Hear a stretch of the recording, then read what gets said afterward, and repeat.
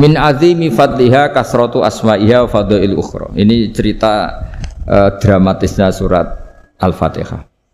Qala Abu Hurairah radhiyallahu anhu inna iblisa ranna khina unzilat Al-Fatihah. Jadi iblis itu begitu kesakitan. Ini kitab Abwaabul Farad karangannya Syekh Muhammad Alawi, juga kutipan dari beberapa kitab. Yang jelas beliau sendiri juga ngutip dari beberapa riwayat di beberapa hadis.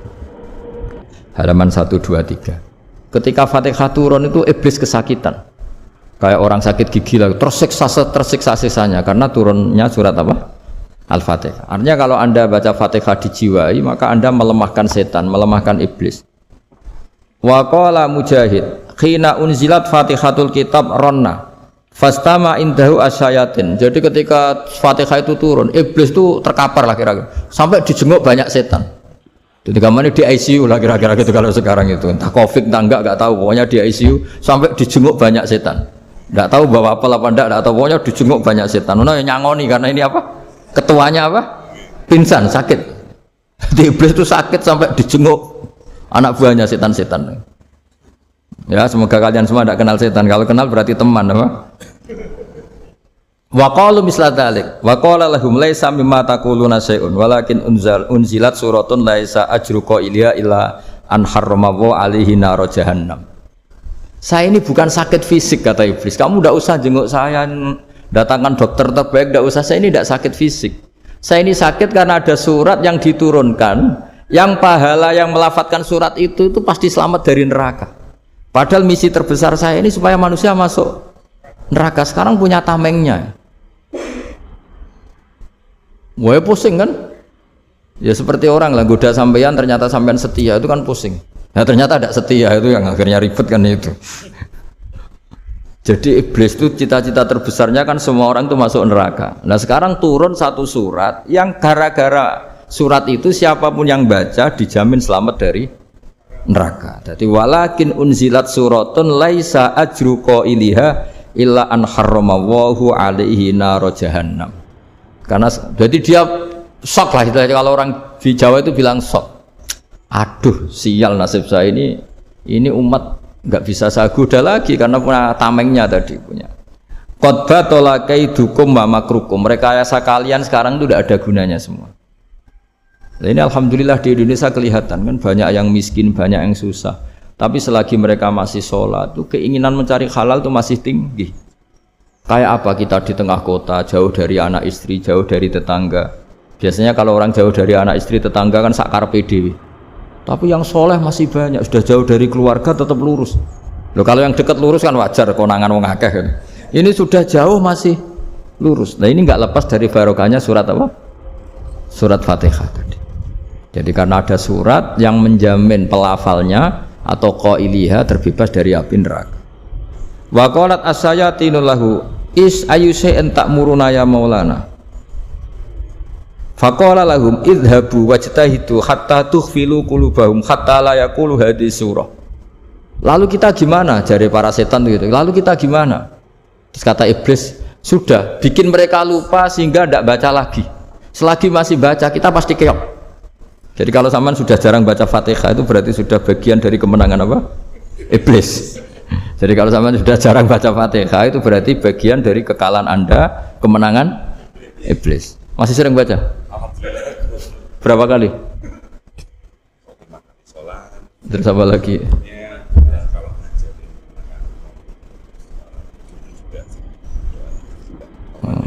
Kok 5 kali tok itu? Berarti pas sholat fardu tok itu? Enggak 5 kali, itu mendingan itu 17. Kamu itu ngitungnya jangan 5 ini. 5 waktu itu berarti lumayan kan? Berapa? 17 ya? Ya. 17 ya? Ya. 17, tapi kalau makmum tuh sering separuh kan, apalagi makmum tarawih. Ya kan? Makmum tarawih itu bacanya Fatihah ada yang sempurna enggak ya? Ya enggak lah. Baru alhamdulillahirabbil alamin mampu ruku ikut ruku gitu. Makmum kan yang tarawih lah, Mas. Kalau tarawih jarang sempurna ya. Fatihahnya itu. Kan imam sudah ruku. Kamu bacanya Fatihah sampai mana? Baru setengah ya. Ya paling pas tarawih aja kan enggak sempurna ya. Apalagi kalau imamnya sing kilat tuh, waduh malah. Nah, ketika Fatihah itu sebegitu keramatnya, sebegitu topnya, itu setan rapat, singkat cerita itu yang tadi dipimpin oleh iblis yang sedang terkapar apa? Terus tali obatnya enggak ada, cuma dia shock karena ada surat yang turun yang melafatkan itu pasti selamat dari apa? Neraka. Nah, ini gimana saran Anda? Terus sarannya adalah bikin orang-orang itu lupa tidak baca Fatihah. Nah, ini rapatnya iblis. Idzabu wajtahidu hatta tughfilu qulubahum hatta la yaqulu hadis surah. Kala yuksiru qira'ataha wa la yakunu lahum ajrun wa thawabun bal yakunu lahum adzabun wa iqabun. Jadi saya mohon selama ini Anda sudah baca, tapi mungkin hanya rutin saja. Napa rutin saja? Jadi barokahnya ngaji ini kamu punya kekuatan atau punya semangat membaca karena ini surat yang luar biasa. Ibarat gini, kalau sampean tanya, saya juga sering mikir. Masa Gus hanya surat kok punya kekuatan seperti itu? Di dunia ini kata Allah mulai Nabi Adam sampai kiamat nggak ada yang bisa menandingi kekuatan kalimah. Kalimah itu kata-kata. Nggak ada yang bisa menandingi kata-kata. Misalnya Anda nge-grab berangkat istri cuek, berangkat cuek. Itu beda dengan ketika meskipun satu kalimat. Wes Pak, muga-muga dilindungi pangeran, mugi-mugi jenengan selamat. Itu menjadi teduh dan semangatnya luar biasa karena kayak mendapat support. Jadi kira-kira kalimat itu hubungannya kita dengan Allah. Fatihah itu seperti itu. Kamu melafadzkan satu kata-kata yang dibenarkan langit bumi, dibenarkan aras, dibenarkan malaikat, dibenarkan semua penghuni di dunia ini. Sehingga itu efeknya luar biasa. Itu seperti gini ya, kamu cerai sama istri, terus nikah lagi katut babon. 10 tahun anak kamu dididik, ibunya benci kamu. Dan memang Anda layak dibenci. Duit dek. Dan sampai nggak pernah manggil kamu Pak. Suatu saat kamu tentu rindu kan ingin dipanggil bapak oleh anak kamu. Suatu saat anak ini manggil kamu Pak E.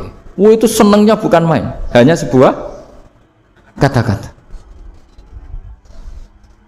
Makanya kadang-kadang orang itu tanya sama kiai, ijazah lafadz ini gunanya apa sih? Itu ijazah-ijazah itu untaian kata-kata. Yang kata-kata ini dibenarkan langit dan bumi dan aras dan para malaikat sehingga efeknya itu luar. Nah, ibarat seperti itulah kamu melafadzkan Fatihah itu melafadzkan kata-kata yang dibenarkan Allah dan Rasul dan semua malaikat, semua penghuni langit. Maka ini efeknya pasti luar. Nah, di sini lah orang-orang dulu itu tahu keramatnya itu sehingga ketika melawan Belanda, melawan Jepang dulu itu kalimat-kalimat itu menjadi mantra yang luar biasa. Doa yang luar biasa. Tapi di era modern karena orang sudah tidak ngerti itu, dianggap itu mantra, jimat, khurafat, bid'ah, waduh ribet menemal. Sebetulnya tidak seperti itu. Memang kata-kata ini kekuatannya luar biasa. Sama kesakitan hati kamu juga karena itu. Ngojek wangilan ya. Lha Pak di bojo kok kowe gagah tok kere. Wah, iku seling terus mesti. Padahal kalimat itu kan tidak melukai secara fisik, tapi apa kerjanya sesuk sarah-sarasen. Karena terus dengan pengadilan seperti itu kan ngapain kerja demi perempuan yang seperti ini. Lagi-lagi kata-kata ini luar. Nah, bayangkan kalau kata-kata itu adalah kalimat yang diajarkan Allah lewat Rasulnya, lewat malaikat Jibril. Kayak apa kekuatannya? Lah kira-kira Fatihah itu gitu. Kalimat yang baik, kalimatan thayyibah diajarkan oleh Allah dan Rasul. Kayak apa kira-kira kekuatannya? Pasti luar biasa. Wong support yang dikatakan istri kita, anak kita aja luar biasa, apalagi ini support yang diajarkan Allah dan Rasul. Ya, makanya saya mohon kalau baca Fatihah, baca kalimat-kalimat thayyibah ketika sholat itu dijiwai. Ya, misalnya Rabbana lakal hamdu mil'us samawati wa mil'ul ardi wa mil'u ma syi'ta min syai'im. Engkau zat yang layak dipuji dan pujian ini memenuhi langit dan bumi. Karena kita tahu nggak ada sejengkal di alam raya ini kecuali di situ ada rahmat Allah. Misalnya kamu bisa lewat sampai rumah saya, kamu mungkin anggap biasa saja. Coba kalau ngalami likuifaksi, tahu-tahu bumi ini ambles, bisa ngelewati yang likuifaksi itu luar. Tanyakan orang pernah ngalami likuifaksi di Sulawesi, itu melihat bumi bisa diinjak nggak ambles itu, wah luar. Dan sampean nggak ngalami itu sehingga lewat bumi ya biasa aja. Coba kalau ngalami seperti tidur, biasa aja. Coba kalau ada gempa, bahwa bumi tenang ini sudah nikmat yang luar biasa. Masa kamu ngakui nikmat nunggu digituin? Ya kan? Nah, makanya baca Fatihah dijiwai lah bahwa ini kalimat yang luar biasa. Nah, saya teruskan. Warwa Muslimun fi sahihihi an Ibnu Abbas radhiyallahu anhuma annahu qala bainama Jibril alaihi salam qaidun dan Nabi sami'a naqidan min fawqih fa fa'ara saufa qala hadza babun minas sama futihal yawma lam yuftah qaddu ilal yaum fa nazala minhu malakun fa qala hadza malakun nazala ilal ardi walam yanzil qattu illal yauma fasallim wa qala absyir binuraini qad uti tahuma lam yu'tahuma nabiyyun qablak Fatihatul kitab wa khawatimu suratil baqarah. Jadi suatu saat Jibril ini jagongan kira-kira gitu sama Rasulullah. Tahu-tahu langit itu gemuruh. Langit gemuruh kata Jibril, terus semuanya ngangkat kepala ke langit. Ini pintu langit baru ini dibuka, yang sebelumnya tidak pernah dibuka seperti ini. Turunlah malaikat, yang malaikat ini pun malaikat spesial, yang enggak malaikat murahan lah kira-kira gitu, yang enggak pernah turun ke bumi kecuali juga saat itu, dengan penyambutan yang luar biasa, dengan semuanya tidak pernah terjadi, hanya karena surat Fatihah. Jadi ini surat yang luar biasa, pengawalannya lewat malaikat yang spesial, enggak pernah turun di bumi kecuali saat itu, penyambutannya juga enggak pernah seperti itu, baru seperti itu. Jadi semuanya itu spesial. Nah, kenapa ini spesial? Karena di situ ada isi puja-puji kepada Allah Subhanahu wa ta'ala. Ada ikrar kita, alhamdulillah rabbil alamin ar-rahmanir rahim. Ikrar ini penting. Kalau contoh paling gampang gitulah, kamu punya istri selama ini cerewet terus, suatu saat ngomong, Pak, tak angen-angen rawono wong lanang koyo sampeyan. Wah, itu langsung tidak ada lelaki sebaik engkau. Itu sampean senengnya masya Allah, karena ada ikrar dari seorang istri ke kamu. Nah, bayangkan kalau ikrar kita sebagai hamba diakui oleh Allah Subhanahu, maka ikrar ini akan dicatat sebagai kebaikan kita yang kita panen nanti di akhirat. Karena ada ikrar. Kita ikrar bahwa alhamdulillah rabbil alamin, kita ikrar ar-rahmanir rahim, kita ikrar maliki yaumiddin, kita ikrar iyyaka na'budu wa iyyaka nasta'in. Sampean misalnya jadi orang Indonesia, ketemu orang Indonesia yang makmur di Jerman, terus lupa Indonesia. Kamu orang Indonesia? Enggak, saya enggak orang Indonesia. Mangkel gak kira-kira? Mangkel. Karena salah ikrar kan gitu. Ya, jadi saya mohon jangan anggap kalimat itu hal yang biasa, tapi luar biasa. Nggih, ngoten mawon. Assalamualaikum warahmatullahi wabarakatuh. Terus ketiga, masalah kekayaan hati. Kekayaan hati ini penting sekali karena rata-rata teman di Grab itu kan miskin lah. Tapi jangan miskin sampai miskin hati gitu. Bahwa kamu nyari nafkah itu sudah ibadah, berkelana di bumi Allah juga ibadah, menyaksikan macam-macamnya orang itu juga ibadah. Bahkan menambah khazanah ilmu. Di antara warisan ilmu yang kita dapatkan dari Rasulullah SAW, misalnya kamu jalan-jalan, punya kaki dua, punya tangan dua. Gara-gara jalan-jalan sering ngerti orang yang buntung. Alhamdulillah meskipun saya hanya Grab masih punya kaki itu, terus ketemu orang buta ya gitu. Alhamdulillah ladzi afani mimma btalaka bih. Alhamdulillah saya terselamatkan dari seperti itu. Sehingga melihat orang maksiat juga gitu. Saya meskipun gini terselamatkan dari tempat maksiat, sehingga hidup itu tidak nelongso gitu. Ada nilai lebih yang kita punyai. Jadi di antara kebaikan Islam adalah orang disuruh ingat sisi nikmat. Nah, kalau nikmat itu sudah ada semua, kata Imam Ghazali, nikmat hidup. Kata Imam Ghazali, jika nggak ada kenikmatan yang Anda punyai, kamu datang ke kuburan. Disuruh datang ke kuburan. Dan kamu bilang begini, kenikmatan kembali ke dunia adalah kenikmatan yang diinginkan mulai yang mati zaman Nabi Adam sampai kiamat. Jadi kalau Fir'aun yang pernah jadi raja, Namrud, semuanya, bahkan orang-orang soleh sekalipun, kalau kamu tanya keinginan terbaiknya apa? Ingin kembali hidup untuk membenahi kesalahannya zaman hidup. Artinya apa? Kehidupan yang kita miliki sekarang adalah kenikmatan yang dirindukan mulai yang mati zaman Nabi Adam sampai kiamat. Maknanya apa? Kita punya kenikmatan yang luar biasa karena kenikmatan yang dirindukan oleh orang yang sudah mati mulai dulu sampai sekarang. Apapun masalah hidup Anda ini punya kenikmatan yang enggak tertandingi, yaitu namanya hidup. Barokahnya hidup itu kita bisa tobat. Setidaknya ingin tobat. Kalau nggak bisa tobat, ingin tobat. Makanya di Indonesia itu banyak nyuwun sewu, banyak maling yang anaknya itu soleh. Karena kalau ngandani anaknya tetap gini, wes le bapak tok sing lakoni kue ojo, bapak tok yang alami ini kamu jangan. Banyak di Indonesia orang nggak bisa baca Quran, anaknya hafid. Karena setiap bodoh itu tidak diwariskan. Wes le bapak tok sing bodoh kue ojo bodoh. Mungkin teman-teman di Grab juga gitu, wes bapak tok cong sing nasi pengennya kue ojo. Jadi kebaikan begini itu akan terus menerus diwariskan. Sehingga banyak orang tidak tamat SD anaknya dosen, nggak tamat SMP anaknya dekan. Karena setiap dari kita itu cita-cita kebaikannya menurun ke anak cucunya, keburukannya berhenti di dia. Cara wong Jawa itu bapak tok sing nglakoni. Nah, di sini saya jelaskan tentang kekayaan rohani. Jadi saya mohon ketika Anda jalan-jalan nganter penumpang itu harus sering muji Allah Subhanahu wa taala. Ya, saya bacakan ayatnya, at-taibunal abidunal hamidun. Orang baik itu yang tobat, yang ahli ibadah. Di antara definisinya itu as-saihun, yang sering jalan-jalan. Siyaka itu jalan-jalan.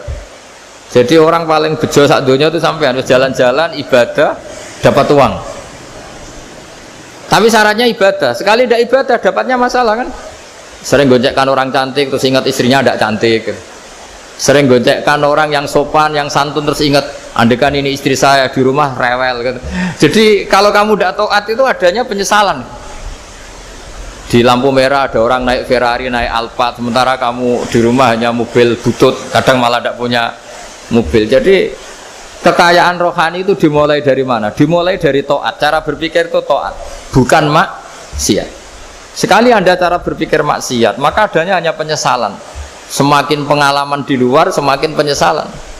Karena di luar sana banyak orang yang dapat nikmat yang lebih dari Anda. Tapi sekali Anda taat, kamu akan mensyukuri apa yang Anda miliki dan tidak pernah ingin sama yang dimiliki orang lain. Sehingga orang-orang yang sering pergi itu sama Allah dipuji. Jadi tidak ada nabi kecuali di antara ibadahnya itu jalan-jalan. Fasiru fil ardi. Sehingga semua nabi itu mesti pernah melakukan perjalanan internasional. Rasulullah Muhammad SAW pernah jalan-jalan sampai ke Syam, padahal beliau orang Mekah. Nabi Ibrahim yang orang Syam pernah perjalanan sampai ke Mekah. Karena di antara kearifan itu ya dimulai dari apa?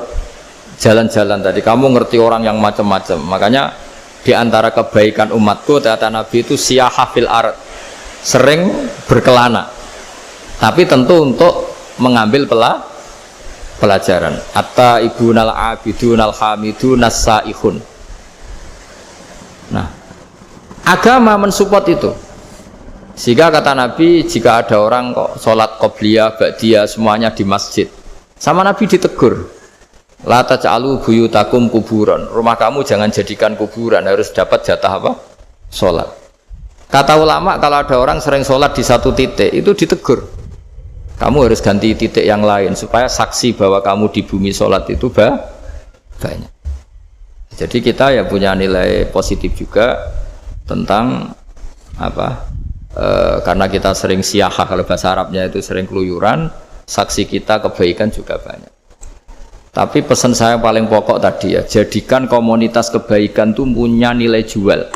Syukur-syukur fid dunya hasanah wa fil akhirati hasanah. Ya kita bersyukurlah di Indonesia itu. Saya masih ingat kecil saya itu ya sekitar saya umur 15-14 tahun. Setiap mau pergi itu pesannya orang-orang yang sering pergi itu jangan masuk terminal jam ini di perapatan ini, karena yang namanya preman itu dulu dominan. Sekarang sampai jam 2 ada orang pakai jilbab, kadang ya orang pakai peci, yang nggak pakai peci pun ke musola sholat terus. Yes, pokoknya kebaikan itu jadi komunitas dan jadi nilai jual. Bahkan tadi misalnya ibu-ibu yang pergi malam itu kan mesti ada orang-orang yang jadi langganannya karena terkenal apa? amanah. Yang dititipi anak juga milih orang yang terkenal apa? Amanah. Nah, nilai amanah ini harus kita jaga terus. Supaya kamu ya bisa bekerja, orang lain juga nyaman karena amanah tadi. Allah juga senang karena amanah itu perintahnya Allah Subhanahu wa Ta'ala. Dan Indonesia harus menuju ke sana. Pemimpin juga harus gitu. Pemimpin bawaannya amanah, bawaannya apa? Yang memilih dia juga senang karena nggak malu lah. Tapi kalau kita milih, ternyata kita pilih tahu-tahu ditangkap KPK, kan ya malu gitu. Dulu kita kampanye mati-matian, ternyata dia ditangkap KPK. Tapi kalau dia amanah kan ya senang. Sama kalau tukang Grab ketangkap satu karena penodaan atau karena pengkhianatan, yang malu juga semua. Karena kadang-kadang nanti digeneralisir seakan-akan semuanya seperti itu. Tapi dengan reputasi puanja nggak pernah terjadi apa-apa dalam Grab kan otomatis lainnya juga terangkat. Nah, ini yang dimaksud wa'tamiru bainakum bima'ruf. Jadikan kebaikan itu urusan bersama. Makanya andaikan negara itu sudah mengoptimalkan polisi, TNI untuk meringkus preman, oke itu baik. Tapi ya lebih awet lagi kalau itu ditopang masyarakat. Karena yang nggak amanah terkucilkan, terus akhirnya Grabnya nggak laku, akhirnya dia dipecat, akhirnya kan yang maksiat hilang, yang kriminal hilang, yang ada hanya Grab yang baik. Begitu juga di dunia apapun. Itu yang dimaksud wa'tamiru bainakum bima'ruf. Jadikan kebaikan ini urusan bersama. Nah karena kita baik, otomatis jadi teladan yang baik bagi anak kita, istri kita, tetangga kita. Dan karena kita baik maka terhormat. Sehingga orang melihat Grab itu simpatik, respect, karena reputasinya baik. Nah karena orang respect tidak dicibir, barokahnya tidak dicibir, tidak mangkel. Barokahnya tidak mangkel, tidak saling ejek, bahkan tidak saling bunuh. Coba kalau kita jelek, dicibir orang, kita dalam keadaan mabuk, tidak terkontrol, bunuh. Jadi efek dari maksiat itu begitu buruknya. Sehingga penelitian itu mengatakan kebanyakan kecelakaan ya pemicu utamanya rata-rata ya nyupir dalam keadaan mabuk. Beberapa nyuwun sewu kasus-kasus kriminal rata-rata ya dipicu oleh hal-hal seperti itu. Makanya meskipun di luar saya tolong hindari narkoba, hindari hal-hal yang maksiat supaya pekerjaan Anda ini barokah. Kemudian yang terakhir saya beri ijazah tentang Al-Fatihah ya, karena ini surat yang populer. Kalau saya ijazahi Quran 30 juz pasti sampean nggak hafal. Atau ijazah surat Baqarah, kalau mau Baqarah mau. Ijazahi surat Baqarah mau 2 juz setengah. Mau Mas Asep? Ya Fatihah aja yang gampang ya. Nah, ya kulhu Fatihah ini paket ringan ini. Tapi pahalanya apa? Besar. Ini beda ya, artinya selama ini mungkin Anda baca tapi monoton ya. Tapi ini saya bacakan teks aslinya tentang istilahnya itu mazaya itu kelebihannya Fatihah. Saya baca Arabnya dulu, nanti ini terakhir ya, ijazah tadi kan saran-saran umum tentang sosial.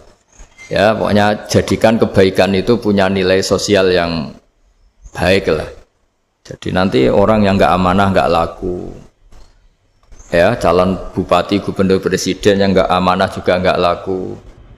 Begitu juga kiai yang tidak amanah juga nggak laku, suami yang nggak amanah juga nggak laku, istri yang nggak amanah juga. Sehingga kebaikan ini jadi nilai sosial yang dalam tanda kutip sudah keniscayaan. Ya. Yang diinginkan Allah itu seperti itu, bukan kebaikan yang dipaksakan karena kekuatan negara. Maksudnya kalau bisa kebaikan itu tidak usah dipaksakan. Memang sudah satu kebutuhan. Tak cerita-cerita di negara maju itu, bahkan apapun jatuh itu nggak ada yang ngambil apa. Itu. Makanya gambarannya Mekah Medina kan gitu kan, barang jatuh nggak ada yang berani ngambil. Itu saking sudah jadi sistem. Sehingga banyak negara di Eropa itu yang sampai nggak punya tentara, nggak punya polisi karena kebaikan sudah. Nah kita kan masih capek, polisinya aja capek, apalagi masyarakatnya, karena ya kebaikan itu belum jadi nilai bersama. Nah, kita selain ditopang negara, ada polisi, ada tentara, itu kita usahakan kebaikan itu jadi nilai bersama. Tadi wa'tamiru bainakum bima'ruf. Dan kita punya reputasi yang bagus dalam bab ini. Saya masih ingat kecil saya itu yang jilbaban hanya keluarga kiai. Sekarang rata-rata masyarakat itu jilbaban. Dulu yang sekolah SMP, SMA itu jilbaban kadang dulu malah dilarang ya, harus sama seperti itu seragamnya. Sekarang sudah boleh dan nyaman. Lama-lama yang dapat simpatik ya yang pakai pakaian model tertutup seperti itu. Lama-lama gampangane cara wong golek mantu ya golek yang seperti itu daripada yang blodor. Lama-lama jadi nilai bersama. Ya ingin saya seperti itulah. Di terminal juga sama. Orang mau makan cari warung yang kelihatan ada ayat kursinya, pakai jilbab atau paling enggak dia enggak mungkin lah nyuguhkan yang tiren atau yang haram. Akan ada garansi sosial. Ada apa? Ada garansi apa? Sosial dengan penampilan yang soleh itu kan. Masa iya nyuguhkan oplosan babi gitu misalnya itu.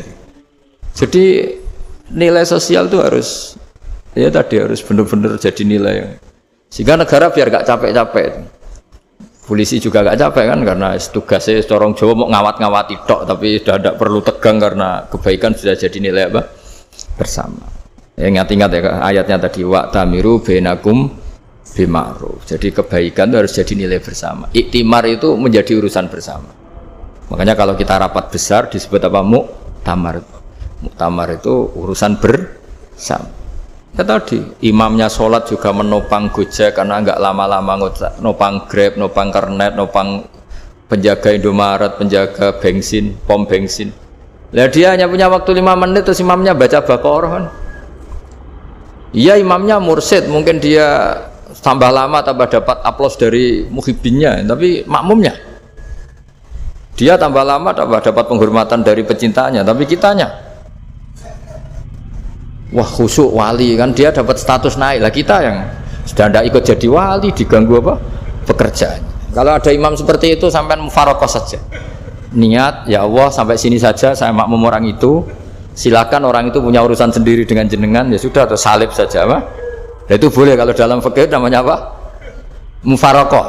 Mufaroqah itu niat, tapi kamu jangan langsung selonong mufaroqah, niat dulu pamit sama Allah bahwa sekarang mau mufaroqah. Tapi ya jadi sholat yang aneh kan, imamnya masih rukuk, kamu terus sujud, terus apa-apa selesai ya. Mungkin dalam pandangan itu orang lain ini maksudnya makmum gimana ini kok begini. Tapi sudahlah Allah Maha tahu. Nah, insya Allah dimaklumi. Ya saya baca tentang Fatihah ya, karena sampean pasti sering baca Fatihah. Supaya apa sekaligus jadi jimat lah gitu. Jadi kalau kamu sering di jalan-jalan yang mungkin sepi atau mungkin kan tidak semua teman Grab itu nasibnya bagus yang di Semarang Jogja. Mungkin yang di Kalimantan di Papua kan ada yang 10 kilo gak ketemu rumah, ya kan? Ya lihat di TV itu kan kasihan kan. Udah 10 kilo gak ketemu rumah, penumpangnya kewekar preman tuh kan. Ini makan orang enggak kan gitu. Kan ujiannya dua. Kalau penumpangnya cantik itu ya kecoba syahwat, kalau preman takut. Jadi orang itu selalu ujian itu. Sing sedengan itu kan jarang orang itu. Jadi kalau penumpangnya perempuan cantik ujiannya itu syahwat, kalau preman ujiannya ketakutan. Kalau orang yang lemah bawa uang ujiannya kamu ingin garong. Jadi hidup itu memang semuanya ujian. Liyabluwakum ayyukum ahsanu amala. Makanya saya sering ditanya oleh teman-teman, Gus, nah ujiannya kenal wong wedok elek piye? Sama. Kenal wong ayu ujiannya syahwat, kenal wong elek ujiannya ngenyek, itu sama-sama dosa. Syahwat ya dosa, ngenyek juga dosa. Wah elek keriting untune metu ya dosa ngomong gitu. Kadang-kadang orang berpikir enak kancanan wong elek gak dosa. Kata siapa kancanan wong elek itu ya dosa karena bawaannya ngenyek. Ngenyek itu menyepelekan itu. Makanya saya itu ya nggak mau berteman sampean. Nanti kan bawaannya ngenyek atau seneng ya tidak tahu. Ya sudah ada takdir saja kalau ketemu ya tak ulang ngaji gitu. Tapi ini ngaji terakhir, setelah ini ngaji biasa aja, tidak usah resmi gini. Ngaji kok resmi aneh. Pokoknya nanti suatu saat kalau pandemi sudah berlalu saya akan ngaji Rebone. Ini ngaji. Ini ngaji yang kurang bagus karena ngatur kiai kurang berkah ini. Nanti tapi ya lumayan lah masih mau ngaji. Ngaji kok tanggal ini jam ini. Sekarang suatu saat kamu tak panggil, Mas Wahyu datang ke sini jam ini, tidak mesti bisa. Mungkin pas ada acara apa, maaf ke sini pas ngecek pas apa. Gitu. Jadi ya sudah tapi tak maafkan, enggak apa-apa. Takdir ya. Tak bacakan supaya sampean tahu keramatnya bismillah. Nah, sebelum saya bacakan bismillah Fatihah, tak beritahu tentang ilmu tafsirnya karena ini penting sekali. Fatihah itu dawuhnya Allah, tentu itu dawuhnya Allah. Saya ulang lagi, itu kalam Allah. Tapi yang sudah diberikan kesampaian ke kita semua. Sehingga seakan-akan itu menjadi dawuhnya kita ke Allah. Jangan salah loh ya, Fatihah itu dawuh Allah, tapi sudah diberikan ke kita. Sehingga posisi kita itu yang punya itu. Nah, kenapa ini perlu dijelaskan? Karena nanti ada kalimat iyyaka na'budu wa iyyaka nasta'in. Kalau itu masih kalam Allah, berarti Allah ngomong ke kamu, ngendikan ke kamu, kepadamu aku menyembah. Masa Allah menyembah kamu? Nah, sehingga ilmu tafsir itu menyelesaikan itu dulu ya. Saya ulang lagi ya, sebelum sampean sering baca Fatihah, aku yakin ya sering baca. Tapi barokahnya ndak paham itu ndak pernah janggal. Nggak paham itu ya penting supaya ndak iskal, ndak janggal. Sebetulnya di kalimat itu ada yang janggal. Kalau Fatihah itu kalimatnya Allah atau kalam Allah, bagaimana dengan kata-kata iyyaka na'budu? Masa Allah ngendikan ke kita, kepadamu kami menyembah? Masa Allah menyembah kita? Maka penyelesaiannya secara ilmu tafsir gimana? Semua ulama mengatakan, bukan satu dua, semuanya mengatakan di Fatihah itu semuanya diberi kawalan kalimat. Saya ulang lagi ya, di Fatihah itu semuanya diberi awalan kalimat qulu, katakan wahai hambaku begini. Ya, katakan wahai hambaku begini. Nah, begini ini pelajaran dari Allah yang sudah diberikan ke kita. Terus kita mengatakan bismillahirrahmanirrahim, alhamdulillahirabbil, termasuk kita mengatakan iyyaka na'budu wa iyyaka nasta'in. Jangan bayangkan Allah ngendikan ke kita. Kalau Allah ngendikan kita berarti gini, hei wahyu ihdinas siratal mustaqim, tunjukkan saya jalan yang benar. Nah nanti kamu terus, ya Allah, Anda aja minta tolong saya minta tolong siapa kan, jadi panjang kan. Ya, saya ulang lagi ya, jadi itu di Ulumul Quran diterangkan gimana sebelum baca Fatihah ya. Fatihah itu kalamullah, ngendikane Allah, tapi yang sudah diajarkan ke kita dan sudah milik kita, sehingga kalimat itu menjadi milik kita. Tapi ya kalamullah, tetap kalamullah, tapi sudah menjadi milik kita. Udah paham ya? Ya pinter nah. Ya, karena kalau tanpa penjelasan seperti ini, Anda akan iskal. Bagaimana Allah, iskal itu janggal, bagaimana Allah mengatakan iya karena butuh. Kan jadi aneh ya? Ya, jadi tak jelaskan secara ilmiah ya. Jadi kata ulama-ulama tafsir, ayat-ayat Quran seperti ini sebetulnya dimulai dari qulu apa? Meskipun nggak dilafatkan. Itu kan sama dengan qul huwallahu ahad Muhammad, katakan kalau Tuhan itu satu. Ya namanya Quran itu kan kalam Allah, membina nabinya, membina umatnya. Makanya dikatakan atau enggak, di sini tersembunyi kata qulu, katakan. Ya, jadi ya ibarat apa itu? Kamu ngajari anak kamu lah, panggil jenengan bapak kulo. Itu maksudnya anak itu, kalimat itu kalimat kamu, tapi kamu ajarkan ke anak kamu. Terus anak kamu bilang, Pak jenengan bapak kulo. Nah, ketika kamu mengatakan jenengan, bukan kamu mengatakan jenengan anakku, berarti anakmu itu bapakmu, kan lucu kan? Anak kamu ajari jenengan bapak kulo, kamu engkau bapak saya. Terus anak kamu mengulang jenengan atau kamu bapak saya. Berarti itu kalimat yang kamu ajarkan, tapi sekarang sudah milik anak kamu. Kalau itu kalimat kamu kan lucu, masa anak kamu bilang bapak. Nah itu seperti itu. Jadi ulama memberi solusi atau jawaban iyyaka na'budu. Ya itu sebelumnya ada kata-kata qulu, katakan wahai hambaku, hubungan kamu dengan saya adalah katakan iyyaka na'budu wa iyyaka nasta'in. Terus hubungan kamu dengan saya katakan juga dalam doamu ihdinas siratal mustaqim. Jelas ya, jadi itu kalam Allah yang sudah milik kita karena diajarkan Allah untuk kita. Dong ya? Nah, ya dong, gak jelas gak. Tapi bagus, gak jelas tuh bagus. Kalau kamu jelas gak jadi digrab, jadi gubernur. Assalamualaikum warahmatullahi wabarakatuh.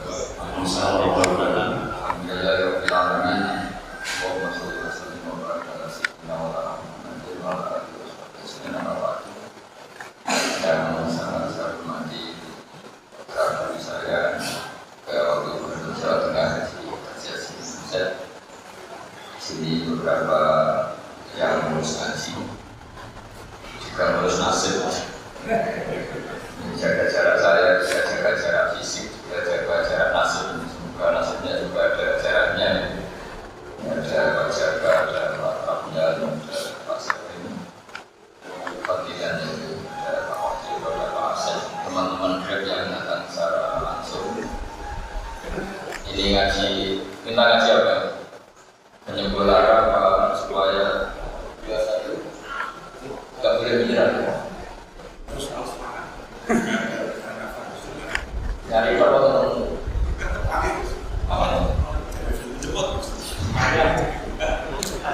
Itu jargonnya kalau mencari nafkah itu mencari itu harus jadi akhirnya nyari terus ya. Yang benar itu mencari nafkah menemukan nafkah.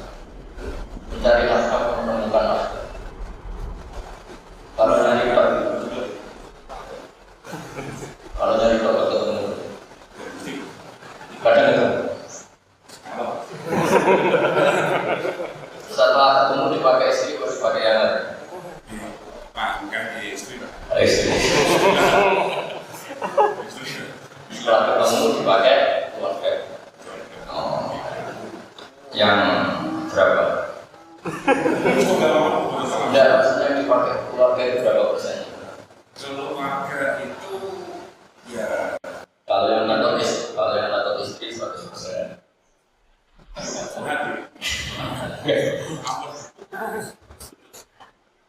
Nah ini saya sebetulnya ada sisi baik yang mungkin bahkan kita yang dia itu kalah sama tukang ojek sama Grab atau apalah segalanya Grab karena dalam aturan fikih saya cerita fikih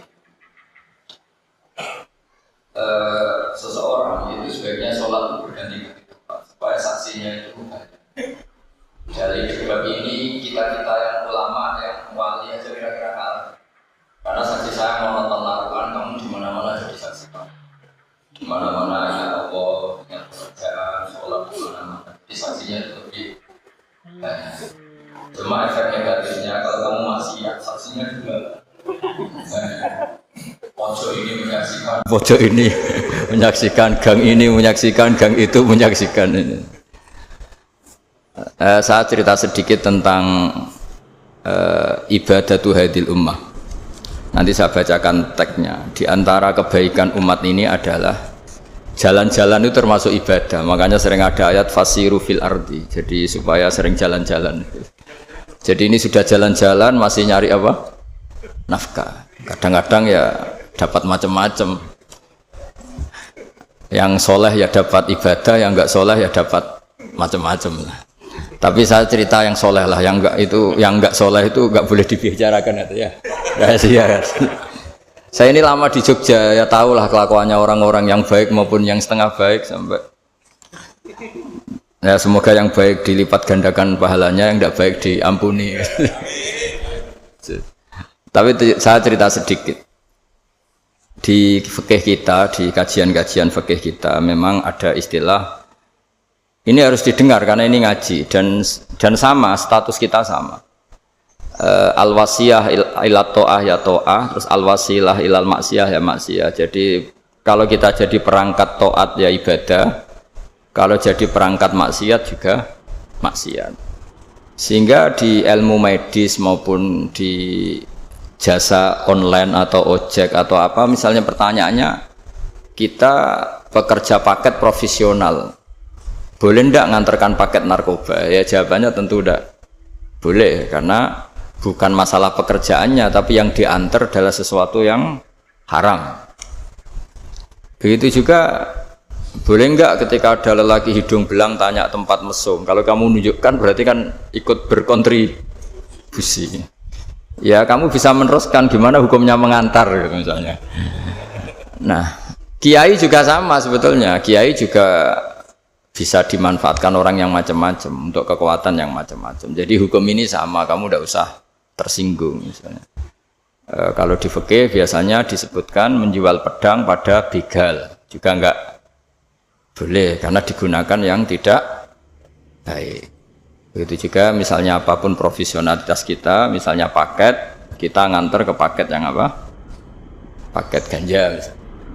Fikih ini harus kamu ketahui dulu, sehingga hukum turunannya, ingat Allah misalnya, ini bisa kena. Kita tidak boleh ingat Allah dalam keadaan maksiat yang enggak diridani Allah.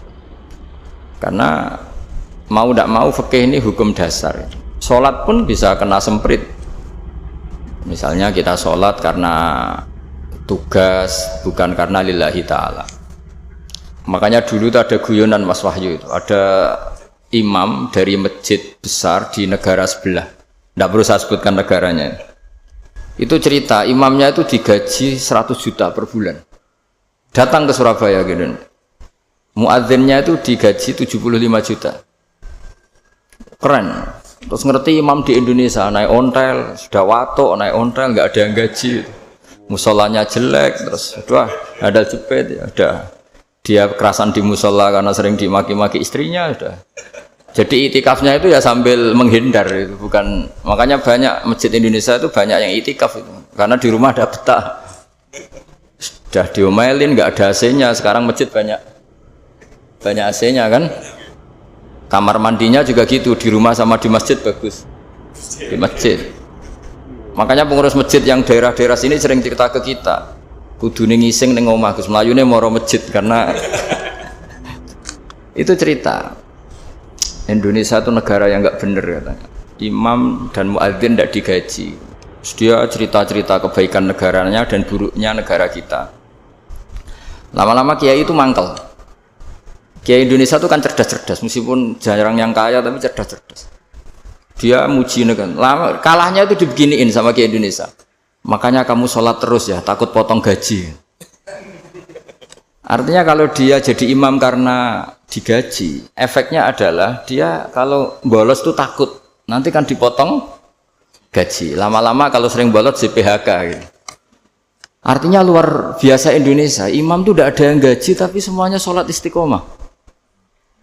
Berarti kita ini top, datang ke masjid jadi imam tanpa ada yang gaji. Top mana? Top Indonesia. Semenjak itu si imam ini tidak pernah cerita kebaikan negaranya karena gaji imam. Indonesia dalam bernegara selalu begitu. Ketika kita tidak punya solusi transportasi, ada saja pihak-pihak swasta atau investor yang ingin menanamkan modal di investasi Grab dan sebagainya. Tapi saya tetap sebagai kiai mengingatkan status hukum fikihnya. Kenapa saya harus cerita itu? Karena fikih ini harus selesai dulu. Saya ulang lagi, fikih ini harus selesai dulu. Misalnya nganterin orang yang mau transaksi narkoba atau transaksi maksiat, tapi yang yakin. Kalau tidak yakin memang tidak haram. Tapi kalau yakin tuh memang kamu tahu benar-benar iyalah kira-kira gitu. Supaya taat itu ada di semua kehidupan. Sehingga nanti Indonesia kalau semuanya begini kan, yang cari sarana maksiat itu bahkan sekedar transportasi aja susah karena semuanya tidak mau misalnya. Paket juga gitu, yang mau ngedarkan narkoba kesulitan karena semua yang jasa paket tidak mau gitu. Begitu seterusnya, sehingga negara ini kita bantu bahwa awal ketidakbaikan di semua negara itu pasti karena maksiat. Maksiat itu mengganggu. Orang geger sama istri ya karena maksiat. Terus banyak kecelakaan itu rata-rata kata Pak Polisi juga karena maksiat. Jadi orang overdosis atau dalam keadaan mabuk nyupir. Terbesar kecelakaan itu jarang karena ngantuk. Terbesar masih karena pengaruh apa? Narkoba. Pembunuhan juga sama.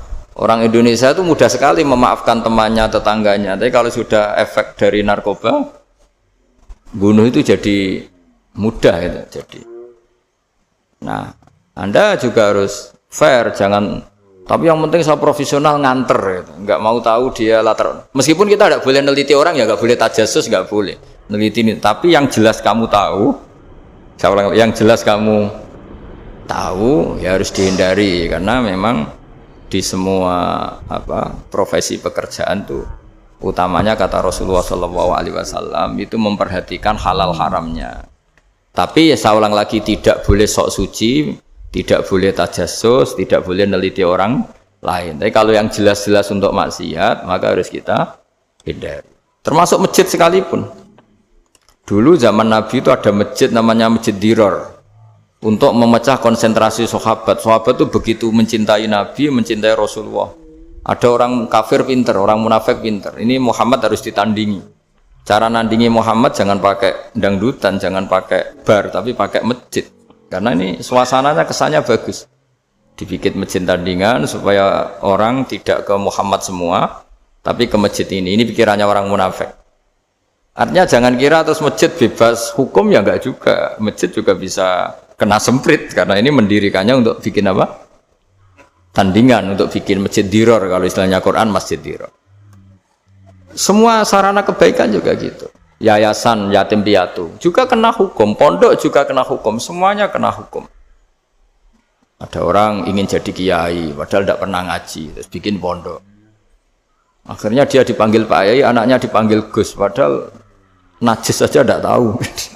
Itu kan kasihan umat, akhirnya ada penyelewengan. Jadi semuanya kena hukum. Jadi Anda jangan tersinggung ketika saya cerita fikih untuk para teman-teman yang di Grab, karena memang semuanya kena hukum, bukan? Mesra dengan istri juga kena hukum. Orang terlalu mesra dengan istrinya pasti ibunya terlantar, karena menuruti bojo ya nuruti ibu gitu. Kalau nuruti ibu istrinya yang terlantar. Yang loyal sama teman ya istrinya terlantar. Yang takut istri temannya terlantar. Jadi itu semuanya kena hukum tanpa terkecuali. Nah, saya cerita sedikit tentang sholat karena orang-orang Grab ini banyak yang sholat, kemudian harus cepat-cepat.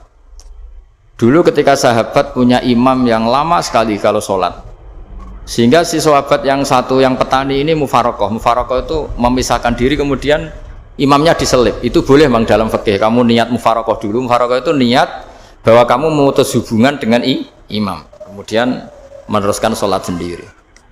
Singkat cerita dua orang ini berdebat, Mu'ad sama Ar-Ra'i yang penggembala ini. Kamu munafik, sholat kok meninggalkan imam. Terus yang satu bilang, kamu keterlaluan, sholatnya lama sekali.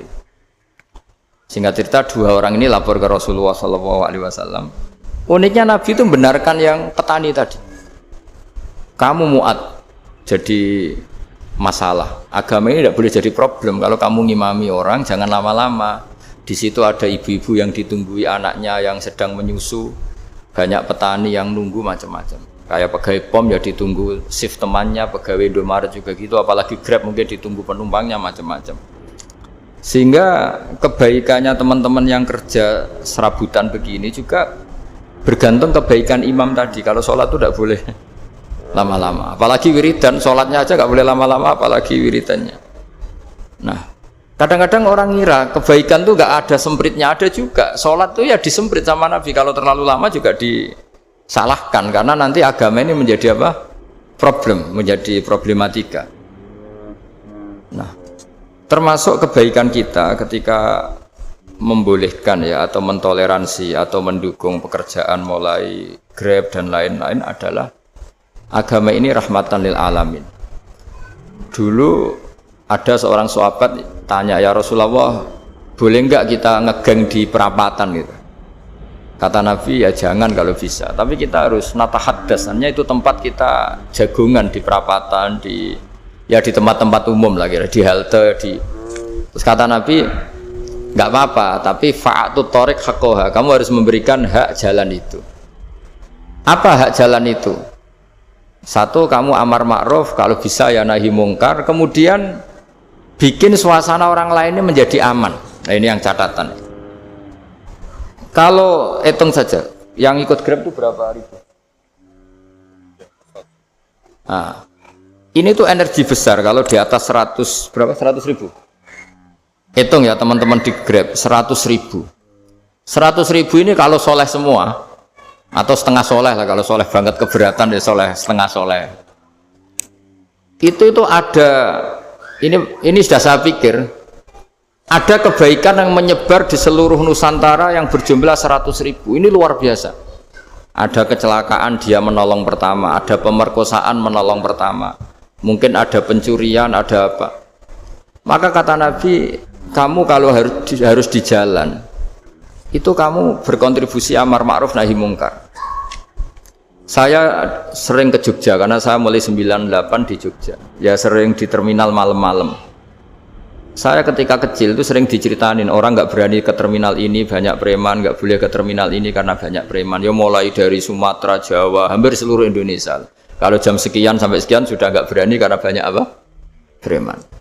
Itu uniknya preman-preman itu selain dulu ditangani tentara dan polisi. Itu urusan negara ya kali itu dan kita ngapresiasi. Itu hilangnya yang permanen itu bukan saja ditangani ABRI dan polisi, TNI dan polisi, tapi ditangani kultur. Banyak mulai orang soleh, santri dagangan di situ, ada ojek mangkal di situ, supir taksi mangkal di situ. Terus di sini orang-orang soleh yang menghalau ketika ada perempuan digoda atau perempuan dicopet atau apa. Terus lama-lama jadi kultur bahwa kebaikan ini dominan. Setelah kebaikan dominan ini otomatis menyingkir sedikit demi sedikit.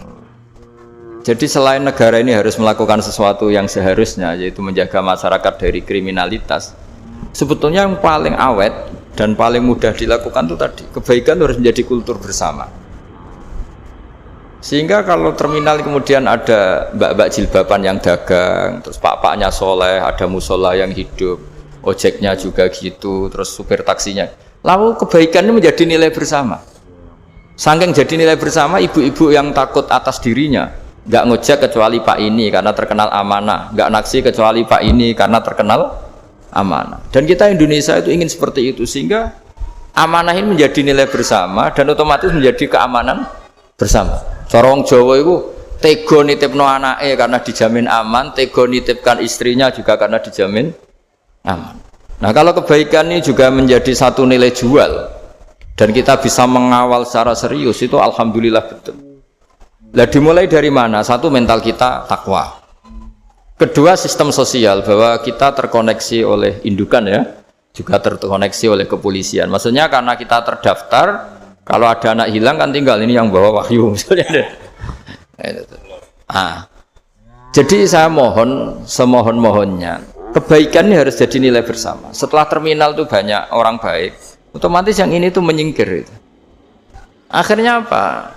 Nanti yang bos-bosnya toko itu ya hanya nitipkan sama orang soleh. Yang mau nge-grab juga hanya titip sama yang soleh. Begitu seterusnya. Sehingga jadi siklus kebaikan yang bersama. Nah ini yang dimaksud Quran wa'tamiru bainakum bima'ruf. Iktimar itu namanya urusan bersama. Ya saya ulang lagi ya. Jadi orang Arab kalau bilang iktimar itu urusan bersama sehingga bahasa Arabnya konferensi besar itu kalau di NU disebut apa?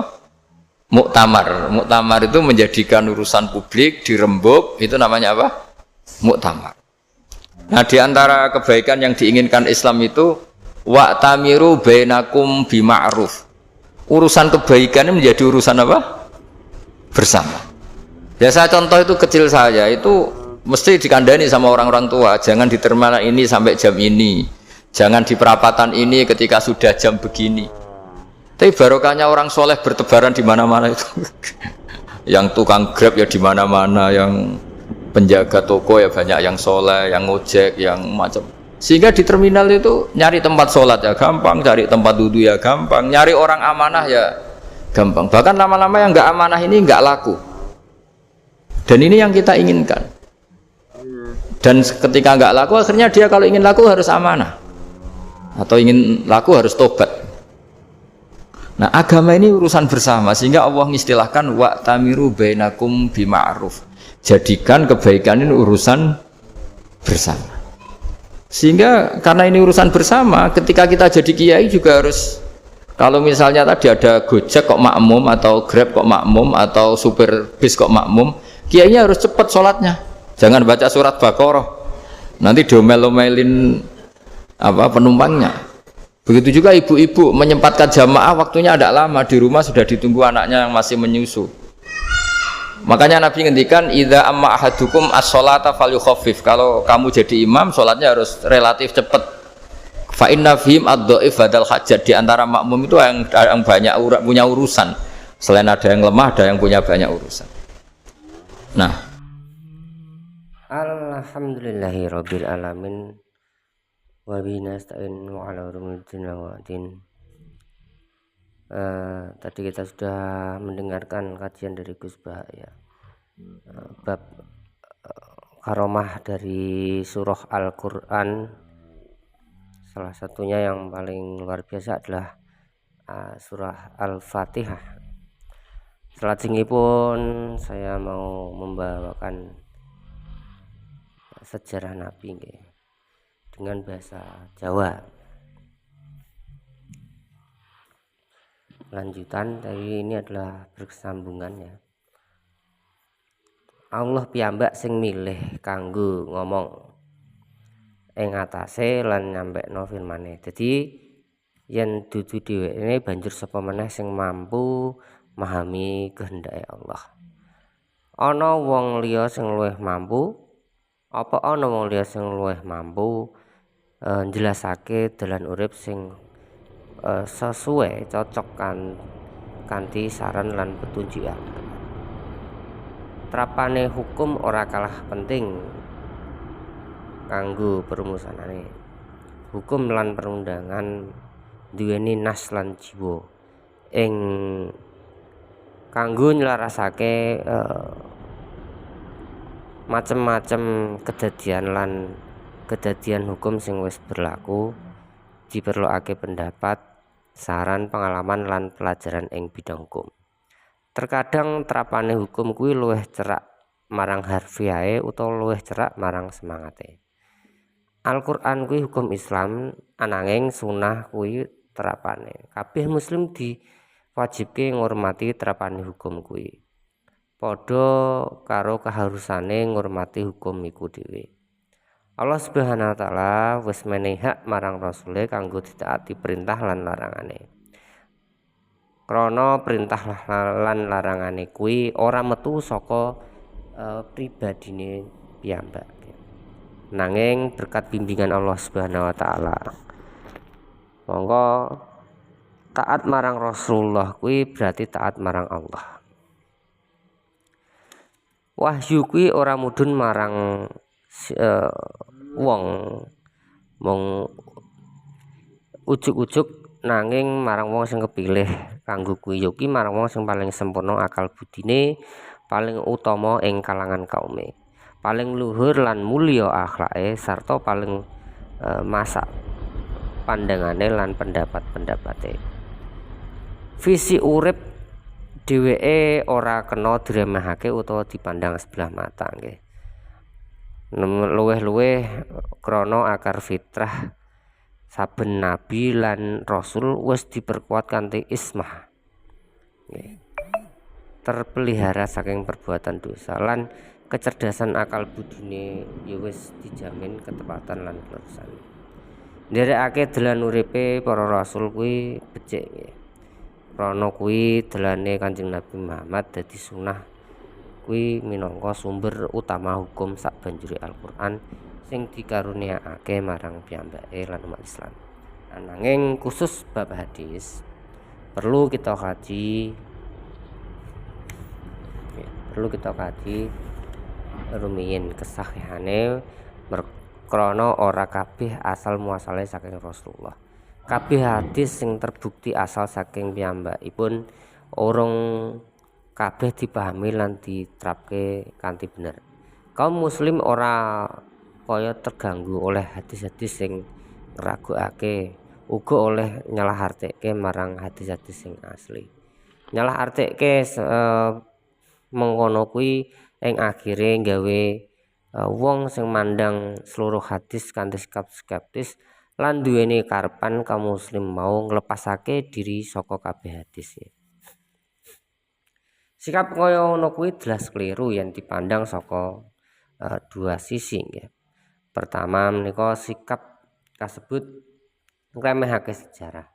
Krana nganti saiki ning donya urung pernah ana manungsa sing saben tindakane dicatet kanthi cermat kaya sing dilakokake Kanjeng Nabi Muhammad nggih. Banjur piye menawa kenyataan sejarah kuwi arep dibuang ngono wae.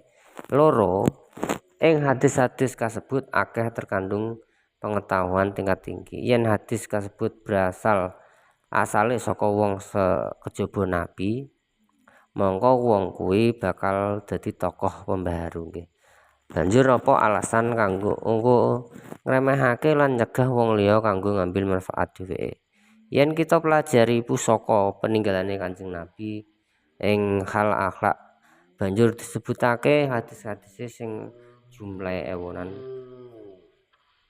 Seolah-olah yen sepisan wae gudang psikolog lan pakar pendidikan ditemukake dadi siji lan dijaluki kanggo gawe literatur bab akhlak kaya ing hadis-hadis kuwi, dheweke ora bakal mampu.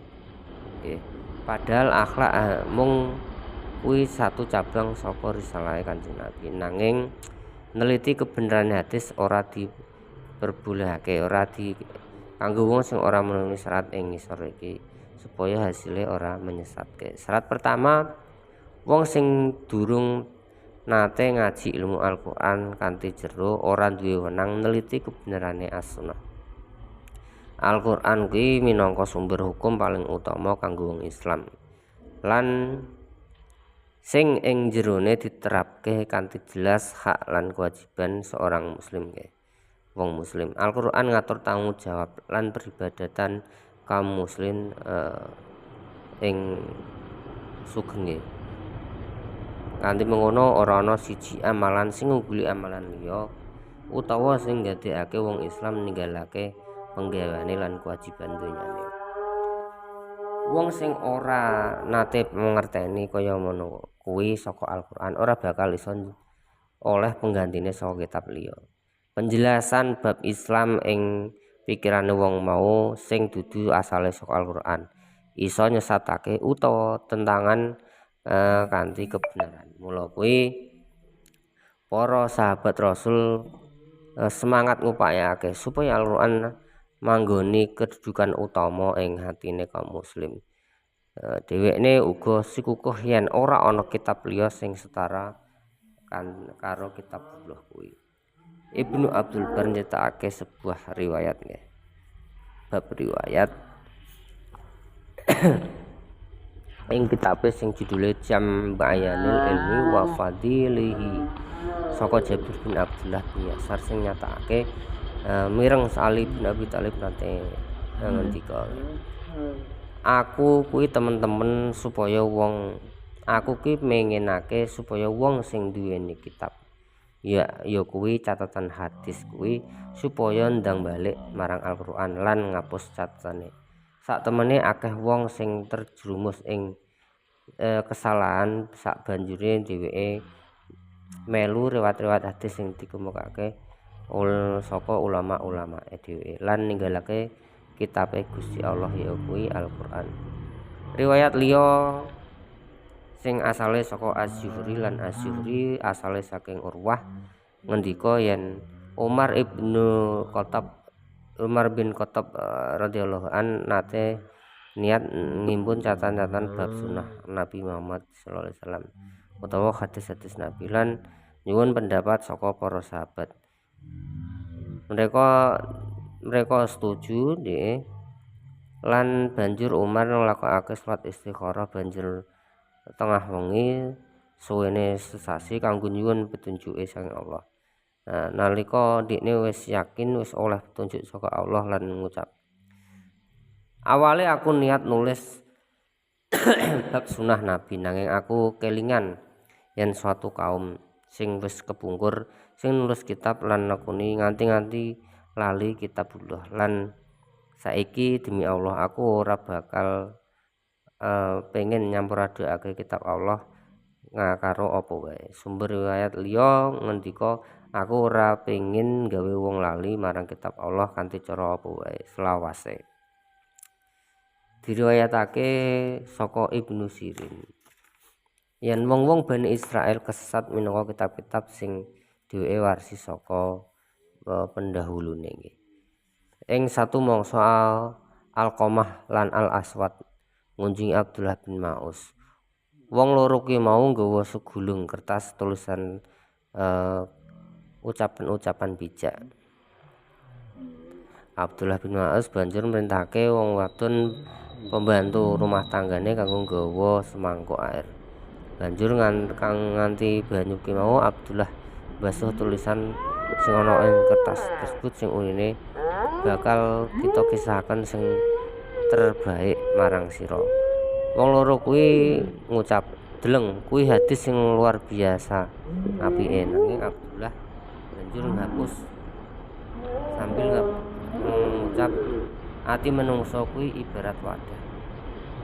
Isiya dikne kanthi Al-Qur'an, aja kok isi kanthi liyane."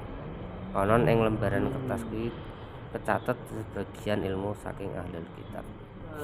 Riwayat liya sing asale saka Amir Asy-Sya'bi saking Quradah bin Ka'ab ngendika, ing mangsa besok